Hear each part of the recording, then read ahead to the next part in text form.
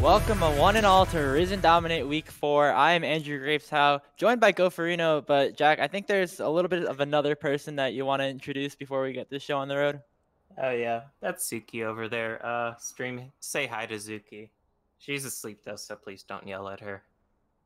Try to keep my voice kind of quiet for now, but you know, with all the action that we're bound to have in this exciting matchup here between the Bandits and Northeast Stormwolves, I'm not sure if I can keep my voice down for too long, but Goferino, how are you doing today? Pretty fine, pretty fine. It's been a lazy day, you know, just big chilling, walking the dog, feeding the dog, doing some work. Either way, though, we are in week number 4 here of the Risen Premade Dominate. So this is going to be kind of interesting. I believe we have a few more weeks after this, but this is where we're going to start seeing some big trends for the season, I feel, this week. We'll start getting a general idea of who in the Sam Hell will be the top dogs, who might not be so much in the running, and then who might be the middle of the pack that might be fighting for those playoff spots. Yeah, we're approaching about the halfway point of the season, and we're starting to see a little bit of separation between some of the teams towards the top, some of the teams towards the bottom. And here we definitely got two of the former. We got the Bandits coming in at 3-0, Northeast Stormwolves Lightning coming in at 2-1. So yeah, the team from New England definitely going to try and come here, make a run for that top spot if they can get a win over the Bandits today. Yeah, because if I recall correctly, it was New England. Yep, New England is the team who was 2-1. They're able to pick up the dub here. They're able to tie that 3-1 scoreline. If not, they go to a slightly more precarious 2-2 scoreline. I mean, like you said, we're about halfway through the season at this point, so there's still definitely time to salvage a scoreline. A 2-2 at this point isn't a a nail in the death coffin. I think that's how people say it. Either way, like though, yeah. Both these teams obviously going to be looking to take a dub here in the series today, Grapes, just to strengthen their position. Absolutely. And, you know, just taking a look at the rosters before we get this show on the road, we got the Bandits going to start off on the blue side today. Their roster consists of T-Sizzle in the top lane, Pastry in the jungle, Yo-Yo Man mid, Slider ADC, and Normac in the support role. And Jack, just looking at the rosters real quick, something really interesting just comes off when you're just looking at some of the stats here in that top side. Yeah, I mean, Sizzle is primarily a Xerath player in solo queue, which is not something you typically see Xerath top lane, although it might technically be their mid lane pick. Either way, though, it's going to be interesting if that is indeed a Xerath top lane, since their preferred lane, according to op.gg, is that middle lane, but they're kind of top lane for today. Yeah, you know, we see a couple of lane swaps and people playing some, you know, in their secondary role, you know, fit the style of the team. And who knows? I mean, we've seen some crazier things. I mean, Xerath in the solo lane is pretty common. Typically, obviously, you see it mid. Seeing a top lane, though, that would be an interesting thing we could kind of talk about. But on the other side, we got the New England Stormwolves Lightning. Their roster will consist of Tony Lil, Lee Sinners, Leo the Sexy Lion, Perky the Parrot, and FBF Ordaro, as we're about to get into the draft right now. Goferino, there's just a bunch of different picks and bans that we got to watch out for this team as well. And we're probably going to see that pop up here in the first few bans, probably going to see some pretty popular champions that are kind of considered all around fairly strong right now taking off the board. However, though, the Bandits definitely taking a bit of time on this first Bandit is going to be that Skarner. Skarner definitely has been a very prominent pick in the last several patches due to the buffs to the Turbo Chem Tank, being able to enable him to just, you know, get onto people, just kill them pretty easily, or have his teammates kill them.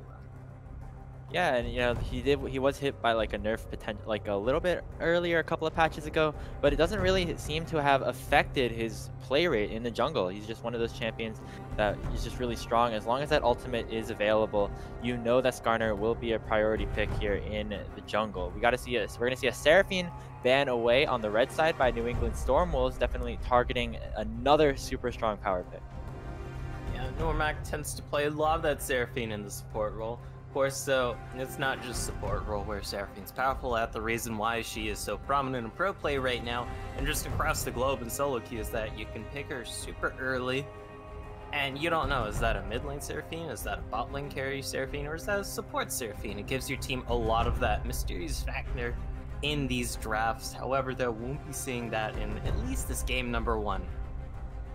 The Wolves jungler might be named Lee Sinners, but it looks like they're going to be targeting a couple of other junglers against him. We got the Hecarim being taken away, and New England's going to respond with the Rel ban on the red side. We got a couple more bans going through, but the jungle has definitely been a target for Bandits, while the support role being the one under fire for New England.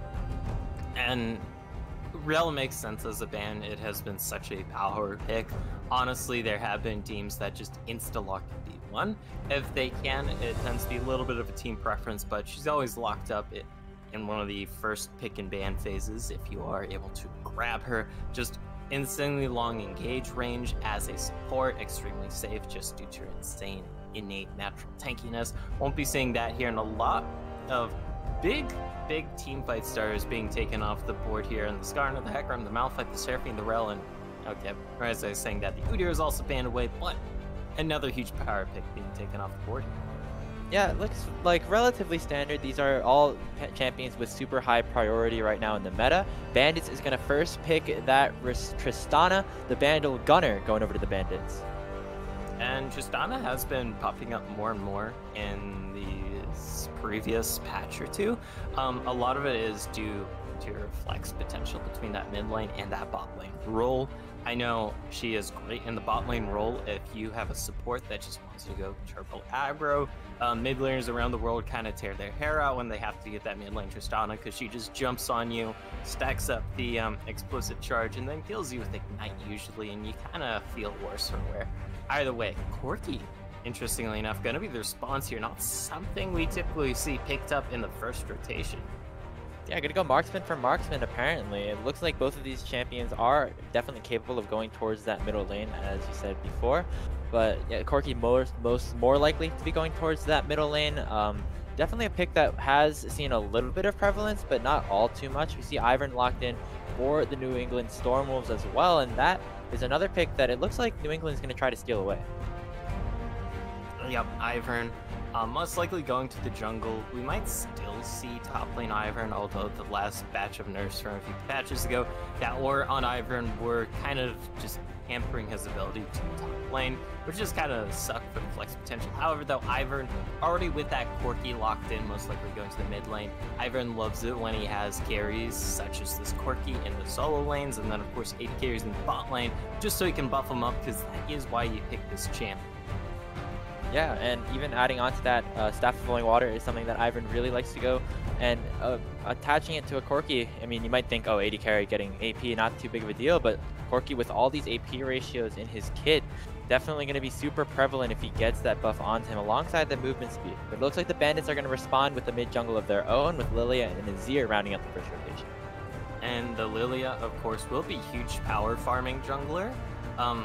Should definitely outpace the Ivern when it comes to farming at the very least. And the Azir and Corki matchup is something we've all seen many a times. There was that infamous period of Season 10 where it felt like every mid lane in pro play was that Azir versus Corki, both very safe, both very scaling. That Lucian also locked in as well, most likely going into the bottom lane to face this Tristana. Lucian, an AD carry that can match that Tristana's early aggression. always still the potential for a flex. You know, we have seen in previous meta evolutions headed towards the top side. Not entirely sure if we'll see that coming out here, but you know, the flex potential is still there. That's the first rotation of picks and bans already under wraps, as it looks like a lot of strong DPS has already been unlocked for both of these teams. We're going to see Vayne taken off the table first. Definitely a lot of DPS. The Ivern gonna be feeling pretty happy that he has the double 80 care to just buff on up. Of course, so New England, they are gonna be wanting to lock in a bit of a pretty beefy top laner here. I feel you're gonna want someone to absorb a lot of the damage, especially when you look at Bandits composition. You have Azir, Tristana, two absolutely impeccable tank shredders, and then Lily is no slouch either with just chipping away tanks, thanks to percentage health damage. So that's what I'm looking from the side of New England. I believe they're gonna probably want to pick support R4 here, just so they can give their top laner that potential counter.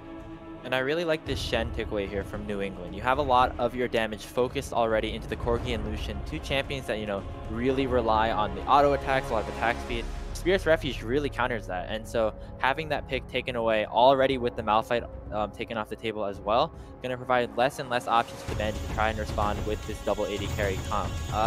Don't know what happened there. Looks like the Bandits decided to not ban away anybody on their 5th ban. We'll get word of that in just a second. It's going to be a Lulu takeaway, so we won't see any Lulu here for New England either. So I don't know how much that affects it. Once again, we're going to see supports being targeted here as well, and we'll see what New England responds with on this R4. Oh, they're going to have to lock in something pretty snippy here, and it is going to be Leona. That definitely does bring a lot of frontline paralysis, thanks to her W giving her so much innate tankiness. You have the Aftershock, and just kind of builds somewhat tanky in general. I'm curious how New England are going to round off this composition, though, because you definitely have protection for the Corki and Lucian between Leona and Ivern. So what are they going to look here potentially for the top lane is what I'm curious about. Yeah, I think there's a lot of different options you can go for, and I really like how New England saved this pick for last, because now with the Gnar being locked in, there's definitely a lot of picks that you can kind of use to counter this Gnar pickup here for the Bandits. And so I know there's just like a bunch of different champions that can go at the mini Gnar in the landing phase. Even somebody like Fiora could potentially be an interesting pickup here, but we're going to see Alistar finishing off the team composition for Bandits, and we're going to wait to see what New England finalizes their draft. And the Alistar here is a pick I'm a fan of for this Bandit composition, because Tristana loves having these aggressive supports that can go in with her at level 2. Alistar, well, we all know how powerful that headbutt pulverize is, how crucial that level 2 spike is for this big old cow. And it also helps out their team fighting too, since Gnar, while the Gnar ultimate is a really huge engaged tool, it's a secondary engaged tool since it is somewhat unreliable. Well, what is reliable is a Mad Cow just sprinting at your team, Mach 5 with the Turbo Chem tank, and then just headbutt pulverizing your backline. And we see Ornn finalizing the draft here for the New England Storm Wolves. Going to be taken up into the top side. It's going to be Tony Lil pulling out Forge God. Going to match up against the Gnar and go for, you know, just looking at these team compositions, I just know we're going to see some insanely explosive team fights down the line. Down the line for sure. Early game, maybe not so much. There's definitely going to be some aggression as I'm looking at this bot lane. As, I mean, Lucian, Leona, Tristana, Alistar, whoever hits level 2 first in that lane is going to be going all in. And there is probably going to be a good amount of blood in that lane. However, though, we're definitely, outside of that, going to be waiting more so to scale up here, because it is a scaling mid lane. It is going to be kind of a boring top lane to watch. I don't think we're going to be seeing too much kill threat in the top lane outside of some ganks. Yeah, I mean, if you pick the Ornn into the Gnar, you're kind of just saying, all right, you pick the Gnar, I'm just going to, you know, leave you alone, kind of farm up with my Qs, get to the point where I can just outclass you in the team fights. And we'll see if they can pull it off, because if they do, there's so much crowd control and peel available for New England to try to protect their double 80 carry composition. And it should, that peel should definitely stand up here, because if you're able to just keep the Gnar out, Because if Gnar jumps in and isn't able to immediately use the Gnar ultimate or flash Gnar ulti, then it is really hard for that Gnar to kind of get on top of the backline in any sort of like fast fashion, so to speak. Sure, you could slow him with boulders and just kind of obber on towards them, but it is going to be kind of slow, and the longer you take to, CC up this Corki illusion, the more damage you're going to be taking, and it might be hard, but it definitely is doable here for the side of Bandits, and they're going to be looking for some pretty explosive team fights here, Grapes.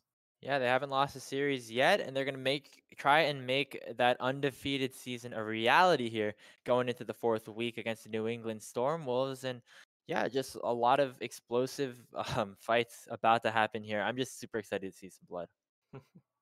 There definitely will be some on the Rift here, I feel, although Caster Curse is indeed a thing, so who Yeah. knows? Oh, I Maybe shouldn't we'll have said see a 35-minute game with 2 kills. it. That would be the worst. Just like a bunch of side laning, pushing back and forth, Baron dances, and no fights. I mean, I just wouldn't be able to do my job basically. I mean, if that happens, Jack, I hope you're ready to talk a lot because I mean, there wouldn't be that much action going on. Oh, thankfully, that is part of my role to just talk a lot. Either way, though, teams are doing client in the draft, so we are going to see where exactly things are being locked in. And fun fact is that Wait. the Lucian here is going to be going to Leo, the sexy lion in the mid lane. So that is going to be going into this year, and we're going to be having Corki bot lane actually, which is not something we've really seen ever since Corki was reworked back in the Marksman update in preseason 6. Yeah, I mean, we're just traveling back in time to season 5, season 6, seeing Corky down in that bottom lane. I actually don't hate this though. I feel like Lucian will definitely do better into the Azir and would have a bit more of a dominant laning phase than the Corky would. I mean, obviously the Corky Azir memes are something that we always talk about as being like the like resident sleeper mid lane matchup. But now you have the Lucian here. It's gonna add a bit more volatility to the early game. Mm-hmm. And I'm curious how that's going to pan out on the bot lane, since Corky does synergize fairly well with Leona's support. Um, Basically, Corky has a lot of abilities in his trading pattern. You use the phosphorus bomb, you use the Gatling gun, you use the rockets, all things which are great tools for proccing the Leona sunlight passive. So if you're able to rack up that really does sting a lot, and Corky does bring an insane amount of magic damage. So maybe that might be something to consider, since obviously the Tristana won't be having as much magic resist as armor the later we go on in the lane. Yeah, this is a very interesting kind of switch up here that the New England Storm Wolves have pulled out. Definitely a really interesting thing that we can look out for as we head into the game in just a couple of minutes. But yeah, I mean, just so much to look out for, so many different lane matchups that we got to watch, and even the jungle pathing would be interesting because Ivern, anything could really happen with that guy. For sure, but it looks like we are going to be jumping into spectator delay in just a second here, so best we get in our final words here before we have to go to a production break. Yeah, I mean, if you don't got anything to say, Jack, I think we're all ready to head into a quick break. We got week 4 dominant league coming up here on the Risen Esports channel. We got Bandits versus New England Storm Wolves right after this.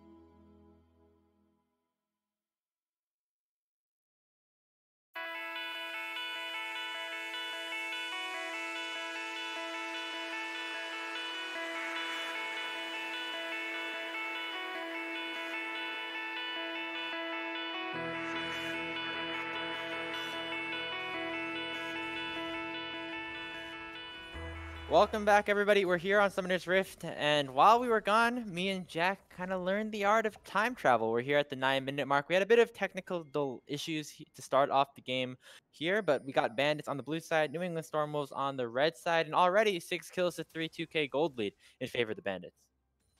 A big triple kill was picked up by Pastry as this Lilia, but there goes Yo-Yo Man. Yeah, they're going to go for more. Big package coming out from Perky the Parrot as well. They're going to dive in onto Yo-Yo Man and take him down. That's just the turnaround that the Storm Wolves need. It's going to be a double kill for the Corki, and Pastry is now on the run. No shutdown, available on the Lilia, which means not too big of a deal if she goes down, but still 2 big kills going over to New England as we jump back into the game. And that was a potentially good setup there by Yo-Yo Man for that gank in the mid lane. However, not able to get off the Shuriman shuffle as Leo able to have that very, very nice dash on out of there to dodge off of that. And then, of course, like you said, Pretty Pair coming up from the bot lane with that huge package to just really turn the tide of that fight. Now 2 kills on this Corki. Just scary because Corki does scale up fairly well, especially when you throw in the fact that there is an Ornn in this game. That Ornn will be hooking up the team with the Ornn items. Yeah, and as we say that, the Rift Herald was also picked up for New England. Going back to that fight, though, that was basically the dream scenario for New England, but this is certainly not. Perky, after his play in the mid lane, going to be killed down in bottom once again. It's going to be Slider picking up his second kill of the game as another 2v2, or 2v1, I guess, goes over towards the Bandits in the bottom side. And that's kind of big here in the bot lane, Grapes, because there was already this big CS lead that has developed for this Tristana. This Tristana now 3 plates richer than the opposition. So if we take a look at the gold, despite the 2 kills this Corki was able to pick up, still down about 900 gold just thanks to all that CS, all that plates. Yeah, and just the gold overall, just definitely favoring the Bandits so far, especially in that jungle role and down in the bottom side, as you said before. But as we see T-Sizzle pick up another plate, we taking a look at the Ornn here, definitely a sign of scaling that is available here for New England. If they're able to continue to, stay alive as we continue to move forward, they do have the first Drake, can be useful as we head into the later stages. Now we see the Rift Herald popped mid. You're going to just get a couple of plates, but Bandits might be trying to respond here. This is Pastry going in, lands the Blooming Blows already, has the mark on, but no Lilting Lullaby issued. Meanwhile, on the top side, a potential solo kill unlocked. That's the Brittle, that's a Searing Charge, that's the Grasp. One more will do it, and Tony Lil picks up a kill onto T-Sizzle.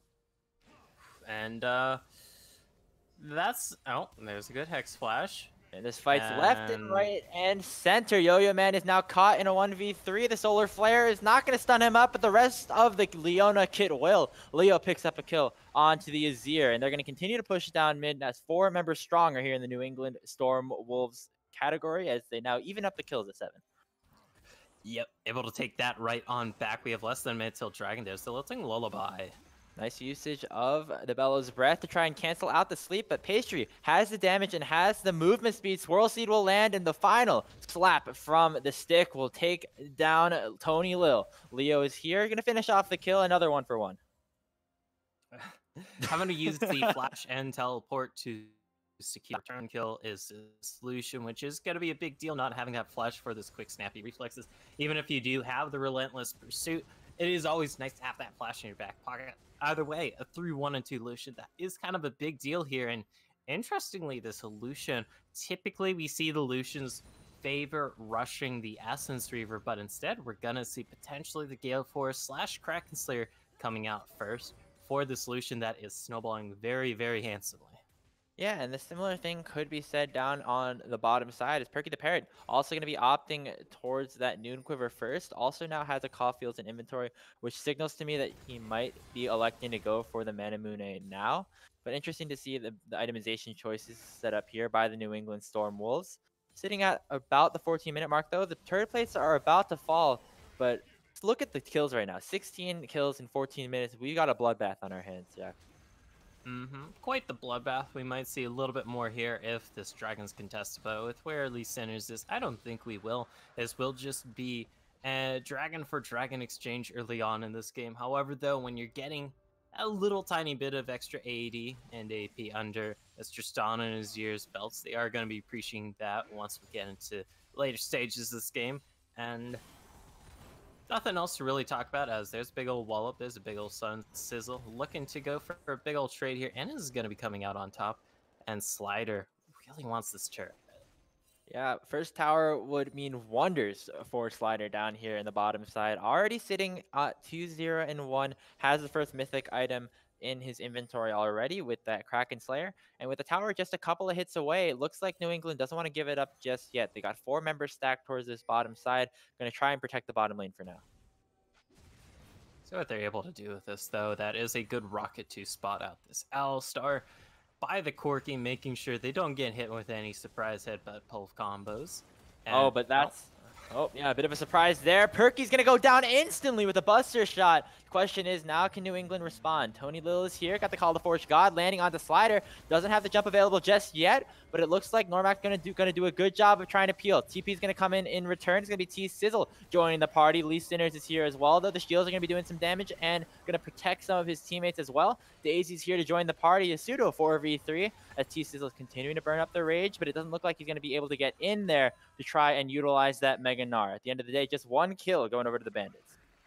And that is the power of this Tristana Alistar combo, Grapes. When it comes to those combos, the Alistar has a very free all-in, and then once you're being locked up and needing all of those shots to stack up that explosive shot from this Tristana, it is gonna hurt like a train. We see the fruits of their efforts now. 3-0-1 Tristana at 1.5 items, as there's Sizzle going in. Has to be a bit careful.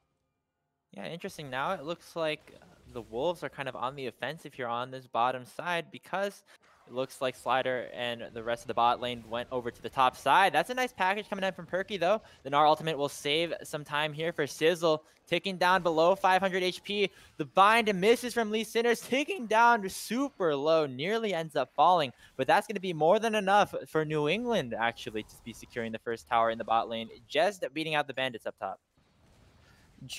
Oh, Perky the Parrot, we can hamper that, and that does cost all 5 members in the bot side here for New England, which means the rest of the map is kind of free zone, free territory, free real estate, however you want to put it, for the side of the Bandits to just really hammer away. Like, we already see a second turret being taken in this top lane. They're taking the Rift Herald as we speak. This is here, able to crash some waves in that mid lane, catch up in some CS where he was down versus the solution. So in the end, the play actually ends up costing New England here when we look at the entirety of the map, Grapes.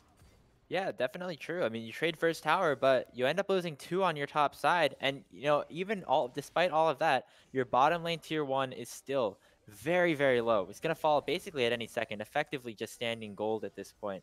So I do think that you are right that the Bandits actually coming up on top here in this trade. Might see a bit of a fight, though. T-Sizzle might be a bit out of position.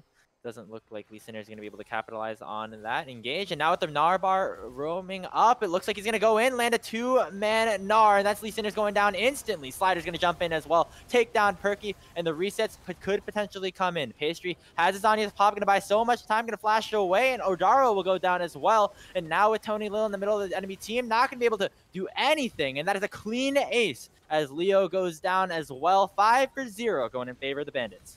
A brutal 5-0. Oh, the Zonias, like you said, buying so much time for this Lily. They're going to be able to get that mid to outer. They're going to be able to get this mid inner as well. Potentially even inhibitor here. Granted, the death timers are pretty low, but New England, I got to be asking, like, y'all saw the Gnar bar when you're trying to catch him out earlier. You got to respect the Gnar bar. They're just walking up way too close. We still have that massive Gnar ulti. Stunned some key members in that backline. Perky the Parrot just dying there without doing anything whatsoever. Uncontested, a Slider just hops over the wall and completely blows up this Corki, and now New England are very, very much so behind. Yeah, I was about to, before all that happened, I was about to say that, you know, New England is doing the right things in terms of making proactive plays despite being so down. But now, 19 minutes in, definitely looking not so well for them. The Gnar's back up once more, and that means Lee Sinners will once again fall. They're going to trade back T-Sizzle on the back side of the fight, and now Normac might be in a bit of trouble. It's now 2-for-1 actually in favor of New England. The Dragon has spawned, and it looks like they might be in the position to take it. Their health bars are a little low on some members. They do not have Lee Sinners here. They do not have that guaranteed smite secure, and Yeah, you don't want to be tempting this. This just down for Slider, Oh, just coming Slider's back caught from on a base. ward. Call the Forge God. We'll hit onto 2. That's the calling coming in as well. Yo-Yo Man going to try and dash out with the E. Now, it's still a 4 for 3, but these are the 3 strongest members, the 3 highest damage dealers available for the Bandits. They can really try and stall out New England, and it looks like they will. They're actually going to start channeling the recalls, and the Dragon won't be taken. Oh, the Lilting Lullaby is available here too. We see the Predator popped as well. So Dragon most likely going to be going to Bandit here after they're able to wrest control of the pit from the opposition. Really great. Just dipping and diving there, making sure they're not caught by anything too big. And now they solidify their lead even further, picking up this Dragon. I can feel what New England was going for their Grapes, because they had the man advantage. It was 5 versus 4. They're missing their big carry in that Tristana, but they weren't able to get enough mileage out of it. Their health bars just dropping too low, and at the end, I believe it was a 1-for-1.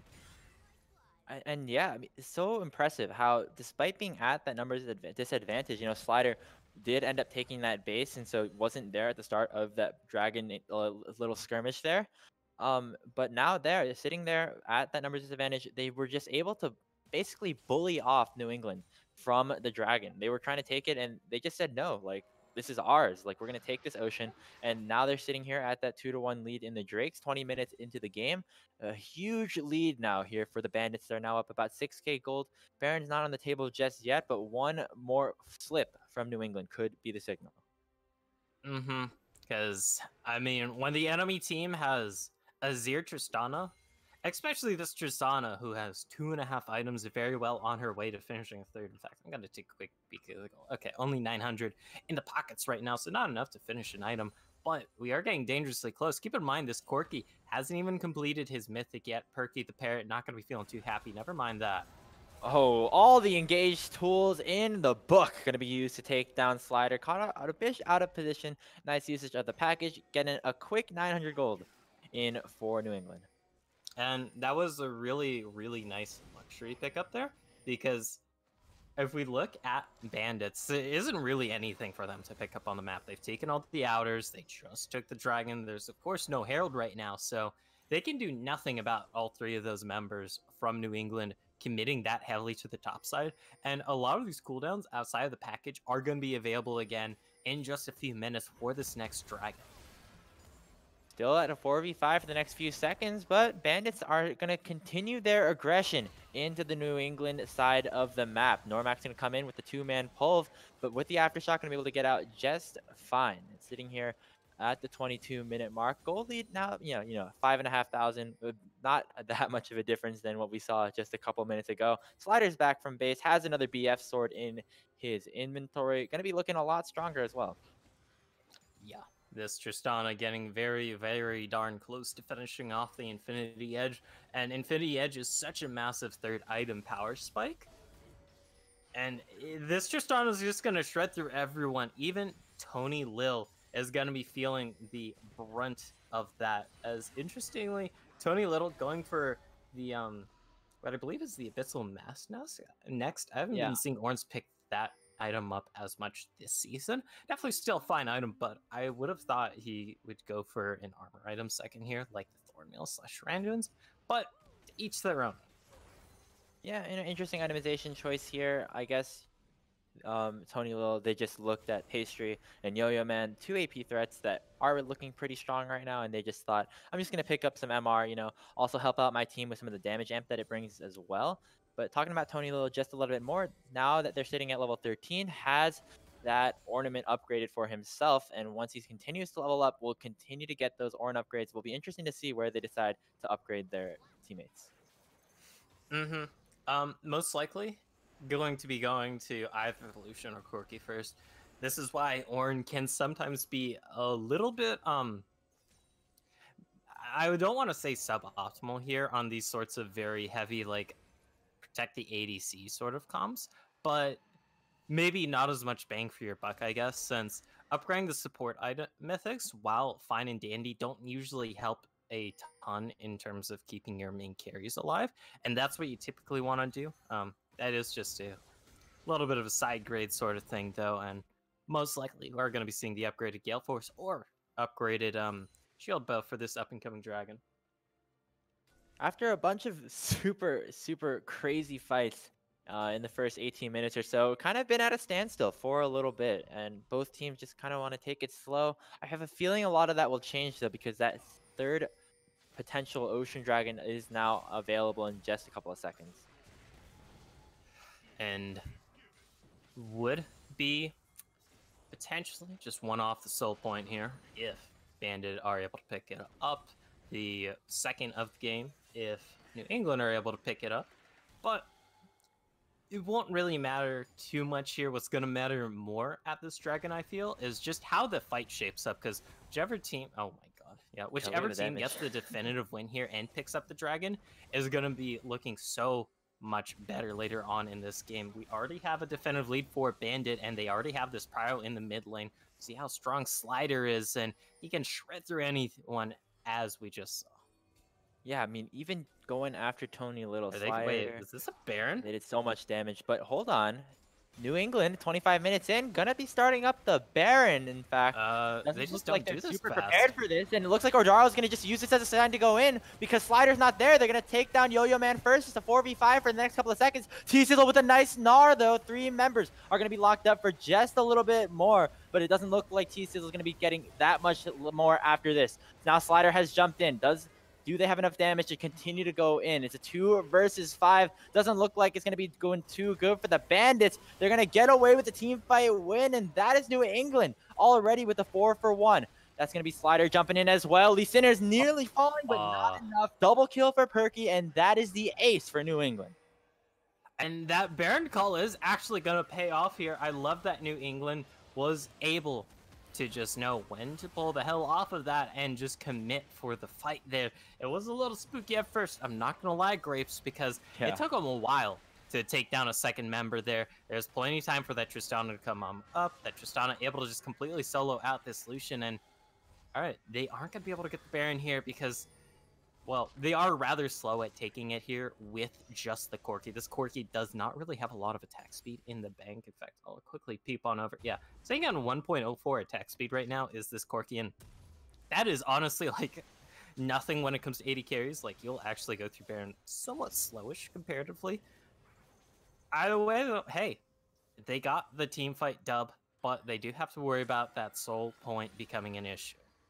Yeah, that was the one thing. The only reason that New England ended up winning that fight was because during the beginning of it, Slider was clearing the Dragon by themselves. So just now that we go over to the Baron at a 4v5, it was much easier for New England to clean up the fight while the Bandits were more separated, obviously. But they weren't able to take the Baron after the fact because the TPs were both available for the Bandit solo laners. And speaking of solo laners, we got a bit of a 1v1 happening in the bottom side. Sterik's already popped from T-Sizzle as he eats up the entire calling, and the dash in with the Gale Force will finish it off. Solo kill going over to Leo down bottom. And that was very, very close. If it wasn't for the Gale Force, oh, yeah, he's dead. Yeah, he's dead. Whatever. Yeah. 1 for 1. You got the solo kill. That's all that matters. You can still brag about it in all chat. But this Gnar definitely getting tanky now with the Sterix. Had the double cloth armor there as well as the plated steel cap / ninja tab ice, depending on whether or not you are a boomer.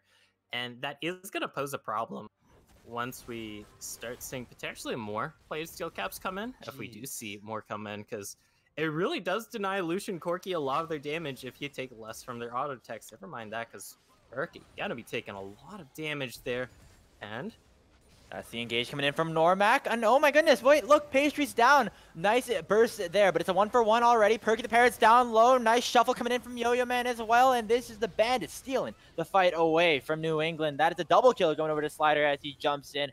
Make that a 3 for 1 as Baron is once again on the table. And this Baron more than likely going to be dropping instantly here. You have this 3-item Tristana, you have this 2-item Azir. Both can just shred through this. You don't need a smite for this. You just need to keep auto attacking away, as that definitive team fight gonna be coming out in favor of Bandit here, as they once again push their gold lead back up to a little bit closer to where it was just about 5-ish minutes ago, I want to say, and it's gonna get even larger now that they have Baron Grapes.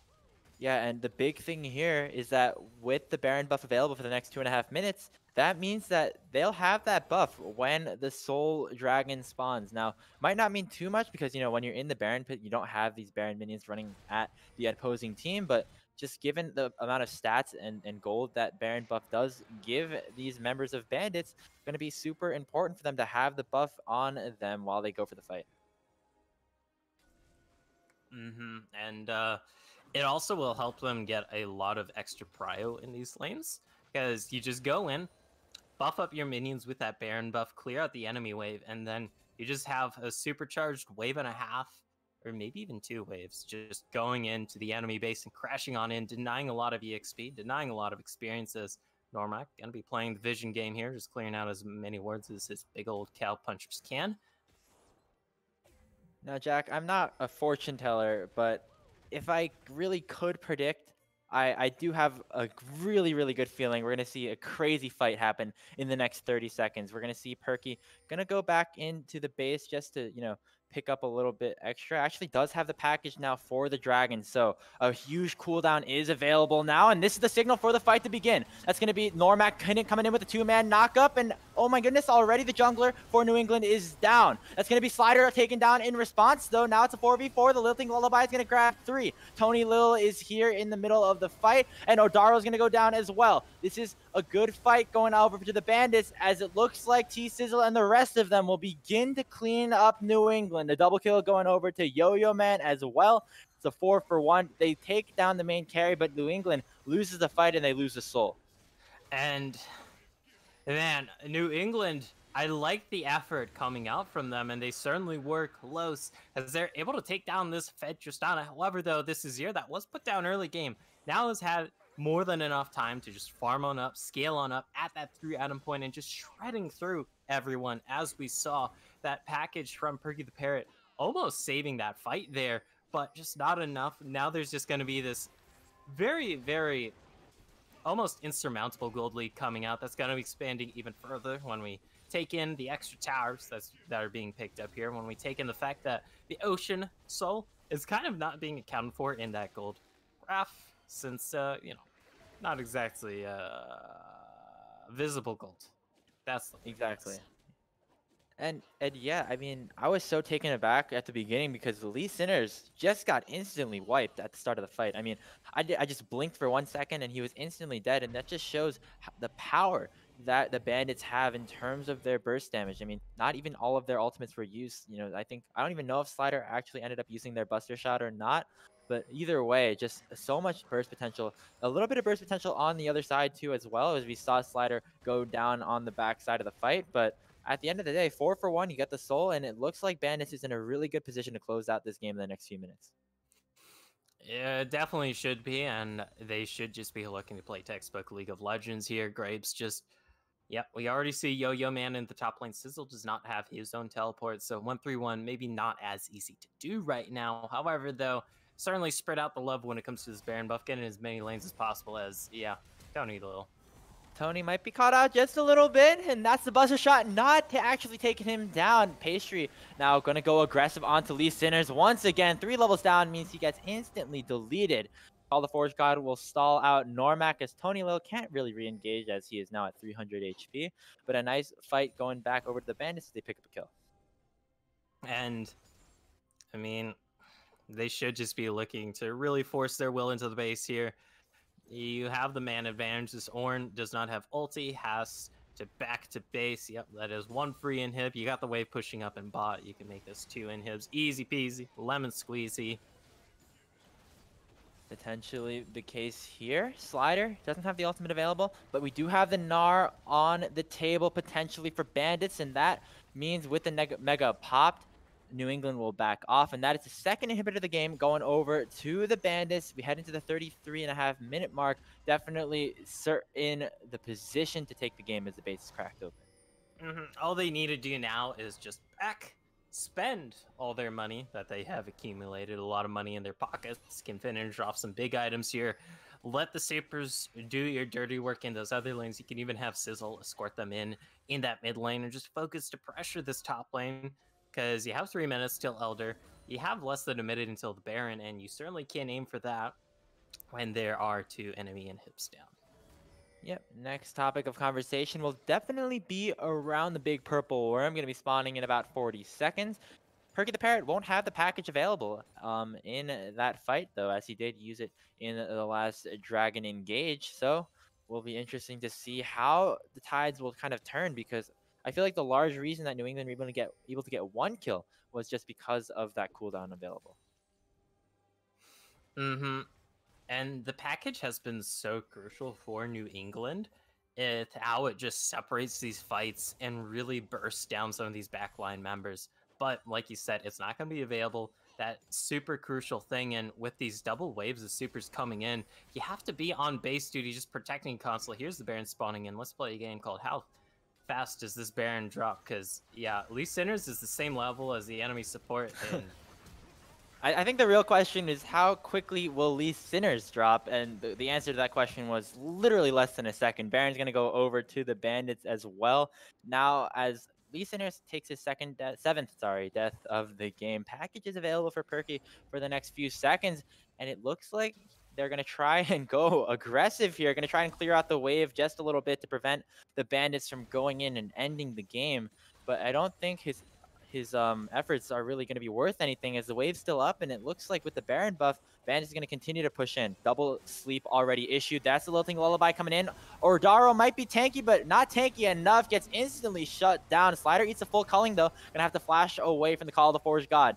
Now sitting here at a 4v3. Double pull coming in from Normac. Big Gnar into the Nexus Towers. They're going to stun up too. That's going to be the big tank going down already, and Perky will follow right after that. Going to knock up the Lucian as well, as Leo will go down. The final kill will go down onto Lee Sinners again. That's going to be a triple going over to Slider, and game one going to go over to the Bandits. yep, and they definitely had control all game. You can make some criticisms that, when you get that sort of lead early, like we saw, maybe you should be pushing it harder. But Bandits, they are going to be playing it safe for the most part, and they are going to be taking the dub here in the end in this game number one. Of course, this is a best of three here, Grapes. So there is always game number two and potentially even game number three here for New England to look towards. Yep, definitely something to keep an eye out for. But even from like the first play of the game, with Slider going in to pick up that 2v2 kill in the bottom side at level 2, it just continued to snowball on top of that as we continued to move forward. And it ended up, it took a little bit, 36 minutes, but it was a pretty one-sided game throughout. Yeah, it definitely felt like that. New England showed some good hopes. Like, we were really liking some of their comeback fights there to really shrink that gold lead that got to a very nasty point sometime in the mid game, if I recall correctly, about the 15-ish minute mark. But either way, though, in the end, New England does still drop in this game number one. They are going to be having to look to this game number two to change up a few things here, Grapes. Yeah, it'll be up to New England to try and turn things around, rework a couple of things in the draft. They're going to be on blue side in this next game, but we'll take a quick break, and right when we come back, we'll see if they can pull it off. We got game 2 right after this.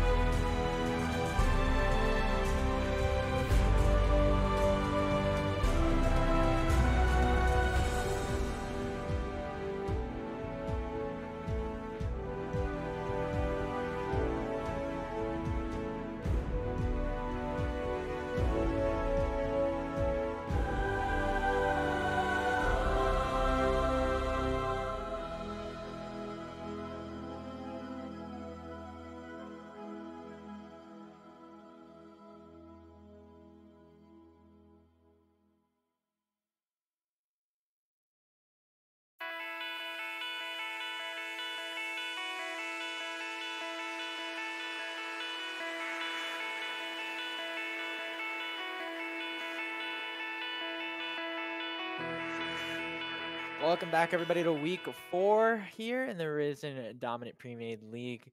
Go for, after an intense game 1 matchup, it's going to be New England Storm Wolves on the blue side, staring down a 0-1 deficit as we head into game 2. And a lot of adjustments are probably going to have to be made in the draft, as it was pretty one-sided throughout. It definitely felt one-sided, but they were able to keep it feeling much more even than the gold line would suggest. And I think maybe patching up how the bot lane went would go a long way in this game. Since obviously the pure aggression that Slider and Normok were able to just continuously exert in that bot lane by just going in with the Alistar, with the Tristana, comboing out Perky the Parrot before he could even Valkyrie out, and Ordaro could do nothing but watch and basically almost every single bot lane skirmish that happened like that. So I want to see a way here for the side of New England's bot lane to either tamper that aggression, match that aggression, or just avoid that aggression entirely.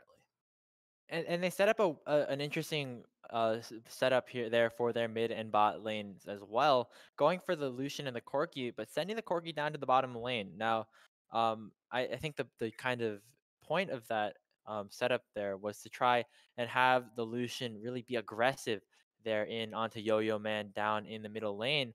But it didn't look like they were able to capitalize on as many advantages as they might have wanted to.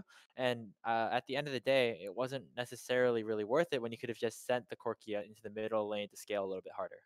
Potentially, yeah. I mean, we did see Leo's Azir actually fall behind early on. Um, some of it was due to Leo trying to go for those big Shurima shuffle engages that didn't exactly always work out. There's sometimes a counter gank coming in, sometimes there are just some smooth moves coming out from Yo-Yo Man, or sorry, from Leo to just dodge on out of that. Either way, though, that was last game. This is now this game, so something's probably going to be changed here from the side of New England. I wouldn't be too surprised if the Tristana is just flat out banned away unless New England wants to B1 pick it here, since that is going to take away a lot of Slider's aggression in the bot lane. Yeah, New England definitely has a lot of things that they can potentially change here. Blue side traditionally is favored a little bit more in the draft. We're getting started here actually, and interesting to see that the Ivern is going to be taken away because it looks like that they just don't want to give it over to the Bandits jungler. It looks like they stole it away in the first game. They're going to ban it away in game 2. Yep, another familiar face gonna be here, and that's Skarner. The Ivern, I believe, is a specialty of Pastry in the jungle. Did not get it last game because it was taken away. The Lily also being taken away, so yeah, we already have the triple jungle threat taken off the board here. I wonder if we are gonna hit that fabled double hat trick with 6 jungle bans. I don't think so much here, Grapes, but hey, it is a possibility we can entertain here. Yeah, I mean, there's only so many junglers that are really reasonably able to be taken off the table. I mean, maybe seeing an Udyr being taken away as well could be something that would be interesting to see. Looks like the triple hat trick is not going to be in here unless you really consider Seraphine to be a jungler as well. She might be so broken that you can play her in all 5 roles potentially. Maybe not though. Maybe stretching this narrative a little bit too far here. But as we say that, Udyr going to be taken away as well by New England, as we see 4 out of the 5 champions banned to be in the jungle. Yep, the Udyr, no, gonna be the Hecarim instead. Another strong power pick in that jungle. Let's see what is the last ban here, because last time around we saw Rel, Malphite, and Udyr all ban. So the Rel and Malphite are both gonna fall through here. I wouldn't be too surprised if we see a B1 Rel here. Yep, there is the B1 Rel. Rel is like an insanely strong tool for denying Tristana if we do see Slider try those shenanigans again, because Tristana jumps in. Well, Rel is very happy about that when you come into her, because she just hits the Magnet Storm, keeps yanking you in, yanks away your resist, is damaging you, all the while her teammate, who's getting bonus armor from her, by the way, is just hammering away at you with their own auto attacks, and it is not a fun time if you are Tristana hopping into that. Yeah, and we saw New England pull out the Leona in the last game. I think Rel provides a lot of more additional engage power. I mean, the Leona obviously is pretty good as well, but wow, look at this. It looks like the Bandits are going to respond here with Caitlyn, Janna, 2 insanely high-ranged bot laners going up into the melee support. Yeah, and this is interesting. Janna has not been on the radar for a while now. So seeing her is probably a comfort pick here, I assume, for the Bandits side, Bandit bot lane, so to speak. But Galen has been cropping up a tiny bit more lately, more so as a counter pick, since it is kind of pickable in the right situations, and usually you also want to see the enemy ADC. Yeah, but I actually do like the Janet into the rel actually. With the crash down on the W, if you just tornado that, just double tap the Q button, prevents a lot of that engage from going in, similar to how Alistar kind of interacts with rel as well. And so pairing it alongside the Caitlyn, the champion who really wants to be super aggressive in the laning phase, will be pretty interesting to have a lot of that peel and self-sustain available. It's going to be Nocturne and Gnar going to be pulled out here from New England. This Nocturne pick is interesting. We've seen it in LEC a lot, especially today. And so now seeing it come out here, we all know that it can be a flex pick here in the mid lane as well. And comboing it with the Gnar is also been interesting because it is also potential flex pick into that top lane. However, though, the Gnar showing that this is more than likely /2 Nocturne. Poppy, an excellent pick into the Gnar, since Gnar is not unstoppable when he uses either of his hops, whether he is Mega or Mini. And if you're able to block that, you stuff the engage, you do some extra damage, you ground the Gnar, and you keep that Gnar far away from your backline, which is a big issue if your name is Gnar. Yeah, Poppy, a champion that I feel like should be receiving a little bit more love in terms of the picks, especially as a counter pick. If you look at, you know, Rel and Gnar, two champions that really have those dashes, having that W available to, you know, make sure that a lot of the engage can kind of be negated is going to be super important here. We're headed into the second phase of the bans. Misfortune going to be taken away, kind of a target ban over to the bot lane of New England, as Azir is also being taken away as well. Alright, my dog just walked in to say hi. Yep, that Azir being taken off the board. Was a big power pick in the later stages of the game. Once it scaled up, did have that rough early game, as we kind of mentioned a bit earlier. Either way, though, won't be seeing that this game. And Galio. Okay, yeah, the Galio would make sense. Either way, though, Bandits, they do have a lot of ways they can flex their composition still, since Caitlyn and Janna can mesh well into a lot of compositions here. Caitlyn can become a bit of a hyperscaling carry if you want to play a little bit of the protected carry game, not full on. Can also work well in like sieging compositions if you want to just go for that. And Bandit, it's all up to them, primarily in this R4 pick, to really dictate the direction of their draft, I feel. Yeah, definitely so. And wouldn't be surprised, you know, see another jungler being picked up here for Bandits, leaving that counter pick available for the mid lane. Had the pool tapped a little bit here. This is interesting. Renekton to be locked in for the Bandits. This might be a Poppy in the jungle. Yeah, it could also be Renekton mid. Usually we see that as like an extreme tech pick into some things. I know it's pretty popular into Galio mid. Of course, we won't see that this game, but yeah, Poppy jungle is definitely a pickable thing and has been a very fringe sort of meta pick for the past 2 or 3 years, I want to say. And Bandit, I want to see how they pilot this, because when you pick Poppy jungle, you're picking it for a very darn good reason. And I want to see what in the tarnation that reason is this game. Predator Poppy in the jungle, running at you, stunning you up, is definitely super scary. If you're anybody on the New England team early on in the game, also scales pretty well. In addition to that, we're going to see kind of what New England's composition is. And with the Kai'Sa and Victor finalizing the draft, it's going to be Nocturne going into the jungle. Now, maybe we're going to see Renekton flexing into the mid lane, potentially as a counter to something like a Nocturne in the middle lane. But now that the Nocturne's headed to the jungle, will be interesting to see what Bandits decides to do to round out the composition. Because I don't think we're going to be seeing the Renekton here into the Victor mid lane. Sure, the Renekton can and tear the Victor apart, but Gravity Field kind of messes up a lot of that. It is going to be the Syndra here, so the Syndra going to be playing the range game with the Victor. A lot of bursts coming out of this mid lane, but that does mean this Syndra, this Janna, this Caitlyn, all very vulnerable to that Nocturne once this Nocturne hits level 6. That is definitely true. Something to watch out for is when the Paranoia hits. A lot of squishy members in that bottom side for the Bandits, so have to look out for that. talking about this bot lane matchup just a little bit more, Gofarino, looking at the Caitlyn Janna versus the Kai'Sa Rel, it's really more like engage versus poke, and it'll be interesting to see how many plates and how much the early game can be capitalized on for the Bandits. Especially pre-level 6 for this Nocturne, the Bandit bot lane can really punish the Rel Kai'Sa, because Rel Kai'Sa has very short range early on outside of Rel's engage range. But if that Kai'Sa is already zoned off, if this Kai'Sa is behind her melee minions when this Rel goes in, this Kai'Sa won't exactly have the best tools to get in if we're talking about a pre-level 6 Kai'Sa who does not have that Void Rush in. Maybe this Caitlyn Janna are able to dictate the pace of the lane, able to really chip away at this Rel to make this Rel think twice before going in.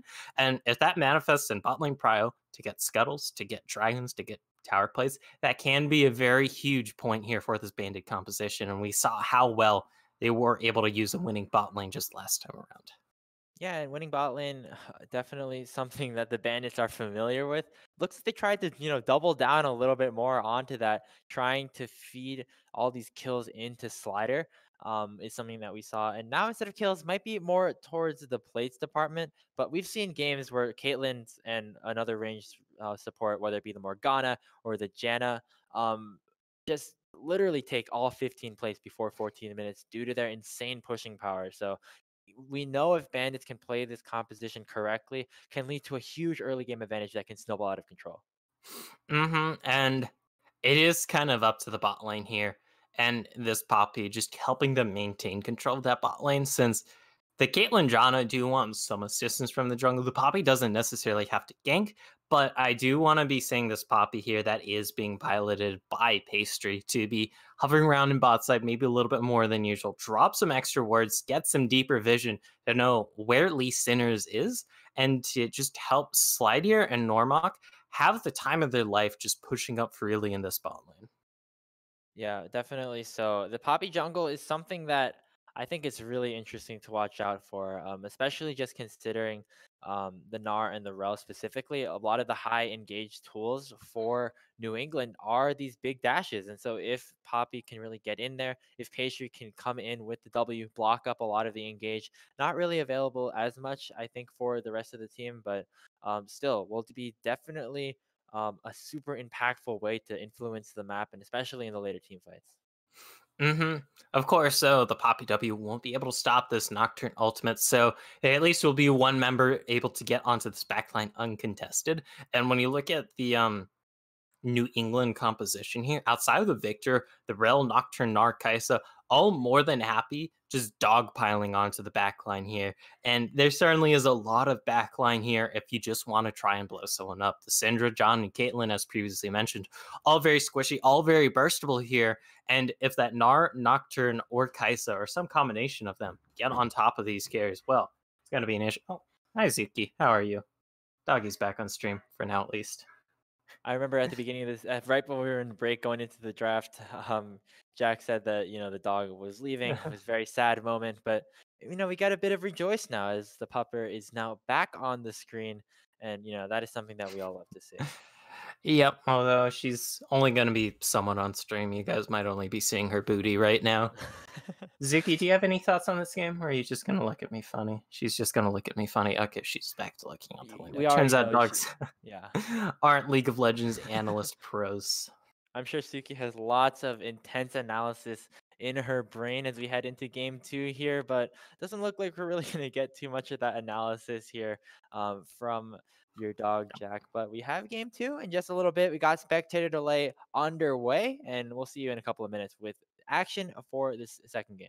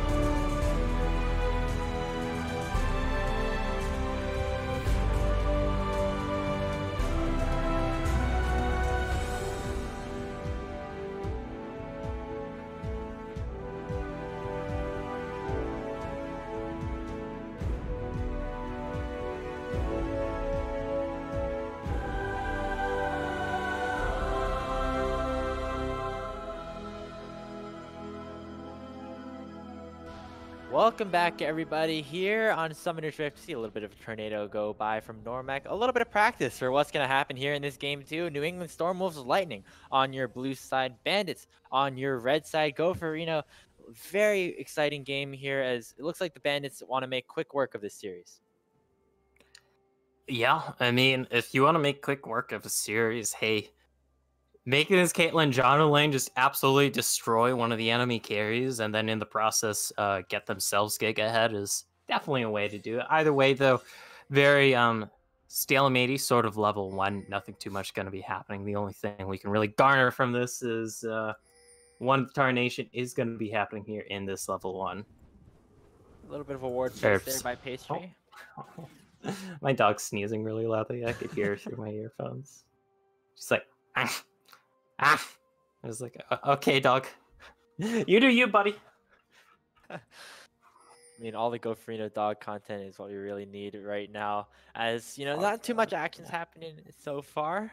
So, any and all Suki material is very much appreciated here. Level 1 start for both the junglers will be the blue buffs, though, as they're going to go for the more single camp starts here as they probably make their way towards a bit of a full clear. Unsurprising that the Nocturne, of course, going for the full clear. Probably some debate as whether or not the Poppy should go for the full clear. Like, since Poppy does have fairly decent ganks, it's slightly lane dependent. Like, if with Renekton and Syndra, definitely very easy setup. Caitlyn John can also set you up decently too if you so want to go that. Or you can, of course, just do the full clear, grab the scuttle, do what everyone else normally does, and just go for that first back. Bone plating actually on Tony Lil definitely makes some sense, just to make sure that they stay alive on those potential all-ins coming in from T Sizzle. Obviously, we're already starting to see the effects of this Caitlyn, Janna, Slider, and Normac already getting the early push. They're gonna hit level 2 in no time here, just a couple of seconds. It's not going to be the most brutal level 2. It's not like they're going to kill the enemy lane here. But what this early level 2 is going to result in is Ordano not hitting level 2 quite. He has more harass here potentially before he even got level 2. Yep, there is the harass coming out. The little Zephyr. And that is what we want to be seeing out of Slider and Normac in this lane here, Grapes. We want to see them chip away at Ordano and Parrot, dissuade them from attempting anything at all. You want them to play scared as beautiful flash. Oh, I stand corrected. Pastry went for a 4 clear, and that means that first blood is there. Beautiful setup from Yo-Yo Man into the stun, into the tiniest wall on a Summoner's Rift, leads to a kill in the mid lane. And that was extremely fast-paced there as well. This Poppy wasting no time here if you're Pastry, just blowing that flash immediately to get that stun against the wall, because there technically was a chance that Leo does spot that out, does trade the flash for flash, and while that's still a worthwhile trade, it does mean you lose a little bit of tempo as the Poppy. Either way, though, first blood going over to the Syndra as well.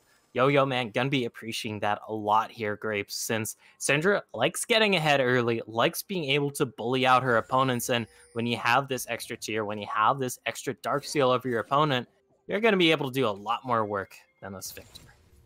Yeah, Syndra, once she gets ahead, is just so scary. You can literally one-shot some people with just like a Q, E, R combo, and it's just really scary how much damage you can do if you start to scale. So getting that early kill onto Yo-Yo Man is super crucial, especially considering how they were kind of left a little bit behind in the first game. Pastry's back, though. That's a Scout of the Week landing. Already used the charge, but I don't think they're going to need the extra crowd control to take it down. Leo, here comes Lee Sinners, though. Going to land the chains and start to flee away Pastry. Taking a lot of damage, but the Q's going to slow up. Going to flash in for the auto, and Lee Sinners will pick up a 1-for-1 trade. Still going to go aggressive here onto Yo-Yo Man because Tony Lil's here as well. Doesn't look like too much is going to happen just yet, but here comes a double jump in from Tony Lil. Going to get some of the procs, not going to complete the W, and that's just going to be a 1-for-1 in the mid lane. Although Tony Lil, you might have wanted to back away to top lane after you saw that probably wasn't going to be working out for him to get that second kill, because it does mean Sizzle on this Renekton going to be able to catch up and then surpass in farm. and potentially crash this wave into turret. I think it's going to meet just a little bit before that. Oh. Either way, though, there is some repercussions to that realm. And of course, another kill going on to this Syndra, another death going on to this Victor. Leo is not having a good time.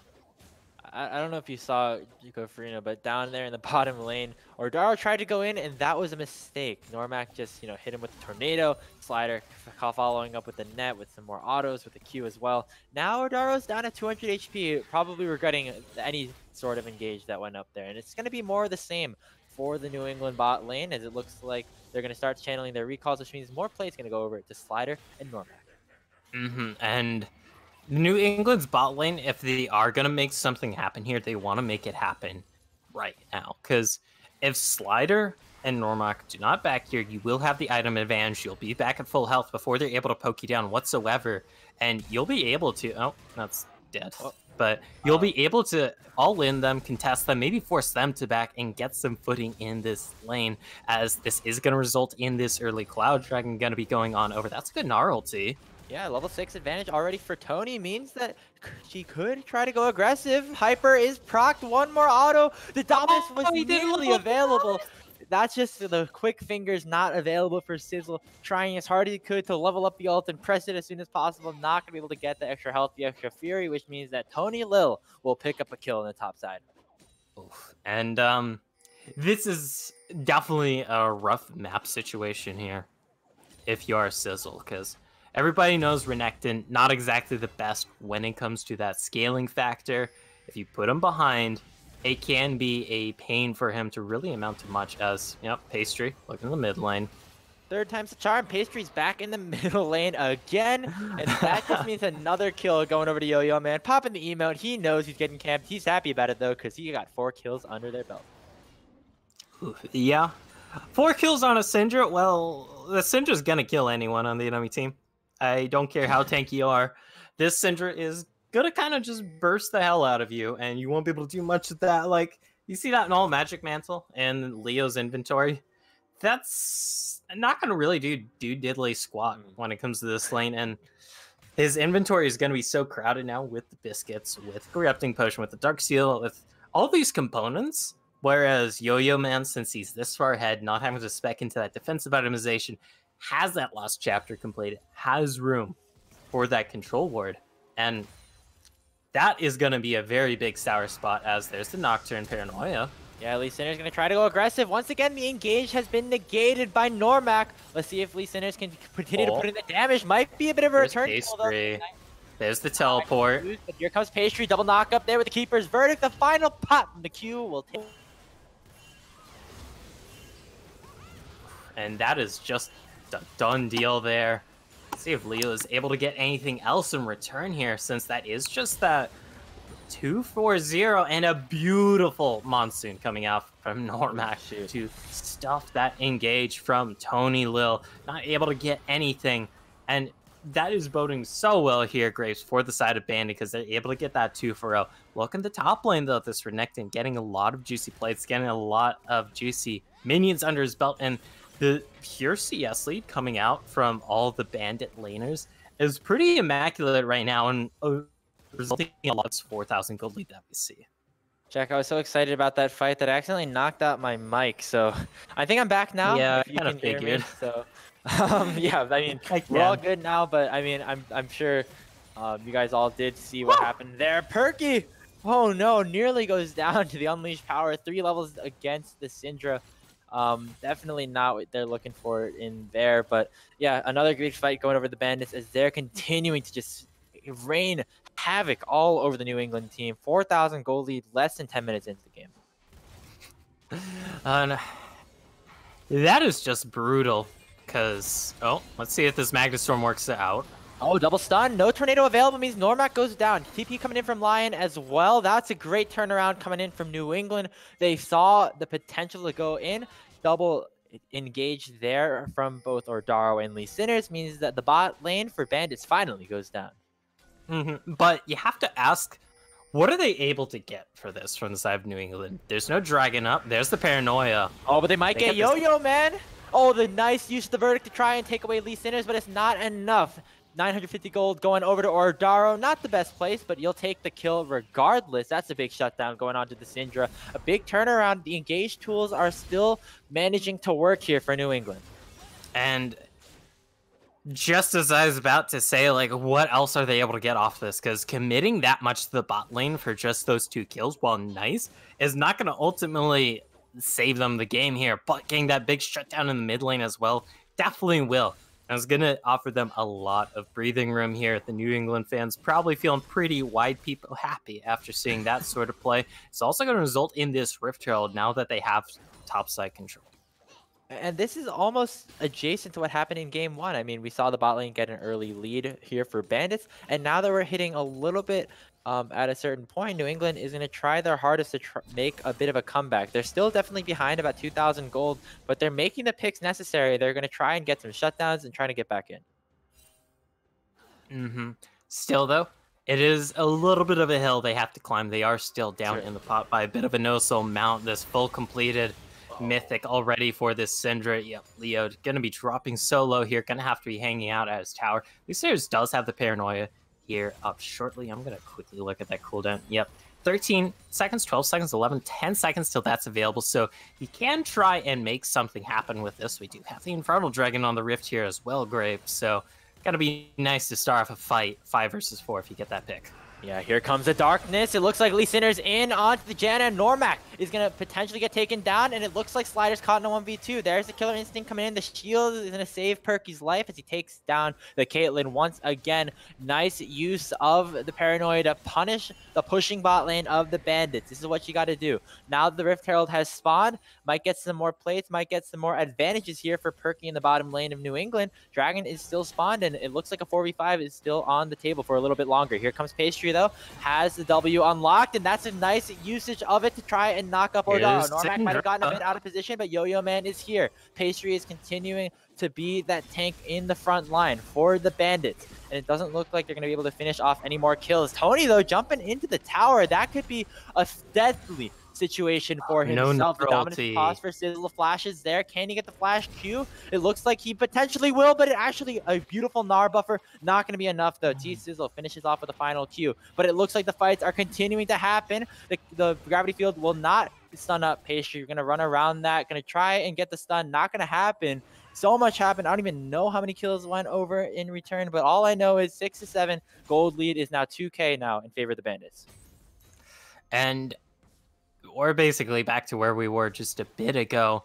And what started this all off, that Nocturne ulting into bot lane here, Grapes, that's kind of illustrating the point here that I was wanting to really hammer home in champions like that. This Caitlyn Janna lane, they have to make a lot happen pre-6, and they definitely did, but they kind of forgot that Nocturne's ultimate, especially with this completed Stride Breaker with the Ultimate Hunter, not the longest cooldown, already down to an 84-second cooldown.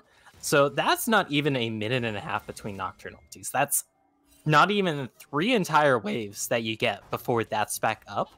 And now it's really going to temper this Caitlyn Janna in the bot lane. I want to see Slider and Normac play a little bit more carefully. You don't have to go for the full-on caveman push every wave into tower strat no more. You can freeze the lane here, maybe in the middle, maybe make that one. Doesn't look like that's happening just yet. It looks like Slider, actually might try to get the wave pushing back into their own tower. But, I mean, as we even made that point, Jack, the Paranoia is once again available. So, just so many opportunities for Lee Sinners and the rest of New England to try and make some engages. And it's definitely going to be impactful. I mean, so far, Lee Sinners definitely has been the one who has been more active towards the bot side, to say the least. Obviously, Pastry in that middle lane did a lot of work, but definitely going to be the shining light here. Lee Sinners on the Nocturne so far. The Dragon is still available here. Going to be that Infernal, and it now looks like Yo-Yo Man is roaming down to the bot side as well, so might see a bit of a play for it.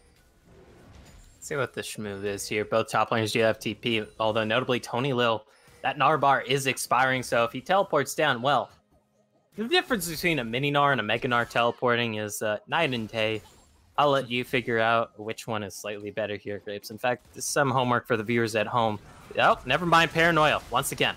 Back in, but a beautiful disengage coming in from Normac, gonna try to keep Slider alive, and it looks like Normac will stay alive as well. Pastry's gonna come in, dash in, knock up onto Lee Sinners, and the Nocturne will finally go down. Here comes the double teleport. It's gonna be T-Sizzle and Yo-Yo Man dashing in. Once again, the Nars Mini can't really do all too much. A beautiful play from the Bandits. They pick up 3, might be a 4th already. Ace in the hole will take Leo low, but the Yo-Yo Man will take down the kill, locking it up with number 6. That's another 4 for 0 coming in for the Bandits. And they can get even more off of this. There's the Infernal Dragon available. They're able to get the second tower of the game because they did snatch that first tower up in the top side there. So this is a commanding point. However, though, this is about the same gold lead they had about 5-ish minutes ago. Keep in mind, Grapes. And they let some of that go when some of those big shutdowns went over. So maybe now they're going to be getting back into the stride here, the Bandits, because this is a very definitive lead. You can put this Caitlyn John at mid, grab this mid lane turret, and really, really look to hammer your lead home in this game. Yeah, so it wasn't the 15 plate maneuver that we saw out of the Caitlyn Jenna. It just got the bottom lane tower, and it looks like the top lane fell as well. But now, as you said, it looks like Normac is headed towards this middle lane, and Slider will probably follow his support very shortly, as that is the only outer turret still left alive, and it's still a 4,500 gold lead in favor of the Bandits. Aside from a couple of mistakes that they made a little bit earlier, definitely still well in the driver's seat here.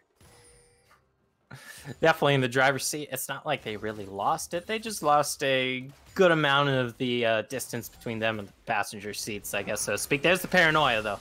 Almost all out of cooldown, but the Monsoon will send Lee Sinner straight into the tower, and Pastry's going to knock him into the wall and say, thank you for the kill. Ondaro is going to be the next target, going to try and remount to get some extra move speed, but Normac will be the one to finish off the second kill of the fight for the Bandits. Meanwhile, Yo-Yo Man going to get a nice stun in onto Leo, but that's going to be the final outer turret being taken down for the Bandits. Pastry's going to still go aggressive, though. There's 4 members strong towards this middle lane, and they're going to continue to push. And the objective diff this game is absolutely massive. Sure, England were able to get that Rift Herald and get it to crash in the bot lane, but they haven't been able to get any towers here. Even with that Rift Herald, they haven't been able to get either of the first 2 dragons here. They've been out CS'd in every lane. They're getting out killed in every lane here, Grapes. This is a very, very bad look as Tony gonna use the last bit. There are 3 members, make it 4 here in the top side for New England, and that means an overextended T-Sizzle will go down, shutdown, going over to the Gnar. Second kill of the game. And that is a nice shutdown, but not in time to save that Rift Herald. There's a flash for Pastry, so boop, there it is. Just gonna pay the flash tax, more than worth it to grab that Rift Herald. Even though Rift Herald, especially the second one, especially when there aren't plates on the board or first tower, never mind, there's paranoia. Darkness coming in. Nice use of the Monsoon once again. That's a great disengage coming out from Normac, going to prevent the Nocturne from getting a kill. And that means Leo is actually the one who is targeted here. But it looks like the Bandits are on the wrong side of the map. Nice stun coming out from the Rel. And it looks like a big damage is coming through. Normac goes down. Slider is in a bit of a precarious situation. Lee Sinners and Perky will take him down. Gnar back in on to Pastry. Means he'll be turned into some nice, beautiful croissants. Yo-Yo Man's going to try to go aggressive, though. 6 kills, but not tanky enough to survive the wallop, and the rest of the damage coming in will get a trade kill with the Unleashed power, but another overextension there from the Bandits mean that New England gets a decent return there. And while it was kind of nice there to get that initial pick in the jungle onto Leo, they had to overextend very heavily for that. You're in the enemy red buff zone, while you just saw a bunch of them mid. Never mind, Perky the Parrot in a lot of danger here. Definitely out of position somehow, but the Slice and Dice will take down the Parrot, and that is T-Sizzle picking up yet another kill. Yep, and while I wasn't looking, my dog apparently snuck back into my room. So, but 3 kills for the Croc. That is one scary Croc, as we have a very nice skill distribution for the carries here, if you are in the Bandit side. On the opposite side, not as much with this 0 kill Victor, the 6 death Victor. Really gonna take a long time before this Victor is somewhat relevant in this game. Only just finishing that first Mythic, has the tier fully stacked at least, but still a while is off. In fact, let me take a look at the gold here. Yeah, with only 540 gold in the back pocket, we're still talking about another 2,200-ish gold before that second item, Seraphs, comes in. Yeah, I mean, fully stacked here does give you mana, but doesn't give you that much on top of that. So none of the damage is really going to get those effects just yet. T-Sizzle is going to find out Tony Lil once again as the Bandits are continuing to make their presence known into the New England jungle. Tony Lil is getting pretty low. The ace in the hole chunked down low, but doesn't look like T-Sizzle will continue the chase. Instead, looks like Ocean Dragon is spawning in about 5 seconds. They're going to turn their heads to that instead. And just chunking out that Gnar before this Ocean Dragon, forcing him to teleport no matter what, is a big deal. See, Tony Little teleporting in has 0 rage on that Gnar bar. There's double scatter.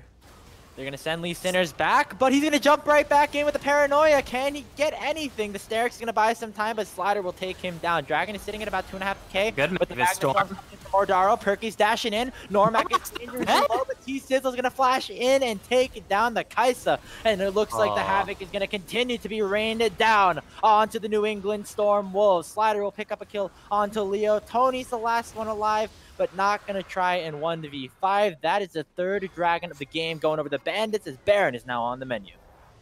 God, and what a rough spot to be in for New England. They can't lose this game, but it's going to be so hard for them to really come back into this game with the current gold deficit, with the dragon deficit, the objective deficit, the kill deficit, and now the Baron deficit as well here, Grapes. This is not a good look, and it might just be all but Rando Jover for the side of New England. Yeah, not really looking so good for our northeastern friends. Baron is sitting at half HP, and with nobody really here to contest, looks like that's going to go down. Or do we see a potential steal? Paranoia in the smite. It is way too early. Beautiful patience coming in from Pastry to make sure they don't use that premature spell. Lee Sinners goes down, and so does the Baron. And with Baron buff, Soul Point, 8k gold lead, this massively fed Syndra, Caitlyn, and Renekton. It's kind of the game, honestly. Like, Bandits, they have to try to lose this game. They have to just kind of throw for the next 2 or 3 minutes, honestly, to give a half-decent fighting chance over to the enemy opposition. I mean, that's certainly what it seems like here. It looks like the curtains are starting to close here on this series as the Baron has been picked up. But we've seen the mistakes that the Bandits have made in the earlier stages of the game. If Lee Sinners can get in onto one of those main targets, shut them down somehow, might be able to turn the fights around. Picks are going to be super crucial for New England in these next couple of minutes, as it looks like the Bandits are going to try and be scattered, but oh my god, what is that damage coming in? But it might be a bit of a re-engage. The paranoia is popped. Lee Sinners is going to try to go, but oh, not the spot you want to go in there. 4 members strong here into the Nocturne. Pastry's going to run in with the Predator. 1v3, though, could be a bit dangerous, but the Poppy is pretty tanky. Going to blast Cone out to safety. Going to get stunned up by the Gravity Field. Not going to matter all too much, though. Yo-Yo Man going to continue to put some damage into Ordaro. All of that for no kills. I just talked a lot for nothing. Keep in mind, the Frost Fang, or sorry, the Everfrost plus QE from Yo-Yo Man did well over half of Leo's health. Leo has Merc Treads and a Verdant Barrier. Sheesh. That is a lot of damage. The big damage coming out here from Yo-Yo Man with 8 kills in the books. Looks like Slider will get stunned up a little bit. Not any potential to engage, though. Paranoia is not up for another 10 seconds or so, and that just means the first inhibitor tower of the game will get cracked open. Now that the engage potential is here, you know, Tony has the Mega Gnar available, has the flash. Will an engage happen? Not looking so likely, though. Look at the poke coming out from Slider. It's just massive, forcing Tony back to base, now stuck in that tired form. Not going to be getting Mega anytime soon, means the base will finally get cracked open. That's the first inhibitor of the game going down. Meanwhile, on the top side, T-Sizzle's going aggressive onto Perky. Not too much there, not going to be that lethal just yet, but still has the dominance, still could look to go aggressive. The hyper is building up for Tony Lil. This could potentially be a game-ending push. It probably well could be, although I think what the Bandits want to do here is just on... Oh, that's a good block. Just back here, you have a metric ton of gold to spend. The map is yours. You can look to just set up to grab this top lane inhibitor too. Yep. It looks like I was a little bit overzealous in my prediction right there. Still got to go through the motions here. Baron buff might have expired, but that doesn't mean that, you know, the Bandits are in very, very good hands here as they try to close this game out. 10,000 gold up, going to work towards that third inhibitor tower. The siege potential from this Caitlyn is insane. Tony Lil's going to get chunked out by the Scout of the Week, but it looks like Pastry is actually going to try and go aggressive here. Has a W on to prevent any sort of re-engage.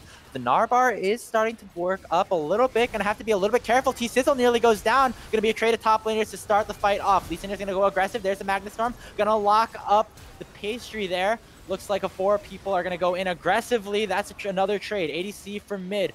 Artaro will go down as well, but now it looks like the main carry for the Bandits are still alive. Slider is still here. Pastry's going to try to go in, going to land the charge onto Lee Sinners.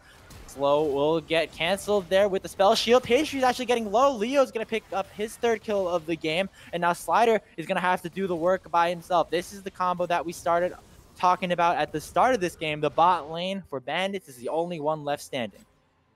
Yeah, Soul Point is now on the map. Slider and Norma can grab that in. Props to New England. They did their best there. That was possibly the best possible fight they could get there. And in the end, it's still ultimately a 4 for 3. They still lose their top lane inhibitor. The carries get blown up. And now they're going to be having to face the wrath of an Ocean Soul. And not too long after that, there's also going to be another Baron on the table. Keep in mind, this is with triple inhibitors being down. Yeah. Not really a great spot. You know, the Dragon is getting started up by Slider and Normac, but here comes the Nocturne. It looks like Lee Sinners is going to take down Normac, but not much else. Yo-Yo Man is going to come in, take his kill count to double figures here as the Ocean Soul will go over to Bandits. Oof, and Ocean Soul is so rough to face when you're this far behind, because it is already hard to kill people when you're this far behind, but when said people also have the Ocean Soul under the belt, so they're getting the extra healing from the double or even triple Ocean Dragons. Never mind that. I mean, the healing is nasty. The healing's already showing as we speak. Slider dashing in with a Gale Force, nearly takes down Tony. Just barely able to live, but they're gonna have to go really quickly because the Nexus towers are already exposed. The Nexus is under fire. I didn't even get a chance to really talk about the fight. Yo-Yo Man's actually gonna go down though. Slider is under fire here. The Killer Instinct is in. T-Sizzle and Pastry are just working on the Nexus though. Can they actually end up taking it down? That's gonna be a trade. Yeah, supers. The supers are in. Pastry is gonna try and take him down, but no, the Nexus from Premade is triple kill coming in from Perky. They gotta clear the minions though. The Nexus is below 1,000 HP. They got to tank it up themselves. Can the base be saved? It's slowly regenerating, but Tony Lil's almost dead yet. Like, they can't let these double supers get in. Wait, Normac is here. He can't really do anything, though, as this genre right now, unless he wants to flash kill Tony Lil, but that's not worth it. And props to New England. That is very big. They're able to get that 4 for 0. They're able to grab these massive shutdowns and close the gold lead from what was about 9,000 to roughly 6,000 here. Yeah, even 5,000 at this point. I mean, sure, their base is open and below half HP on the Nexus, but I mean, the gold is not super doomed. I mean, obviously, the game is certainly very much favored to go towards the Bandits at this stage, but I mean, if they keep turning these fights, if they get a miraculous Baron steal or something, start to crack the bases back open for Bandits as the inhibitors start to respawn, who knows what could happen?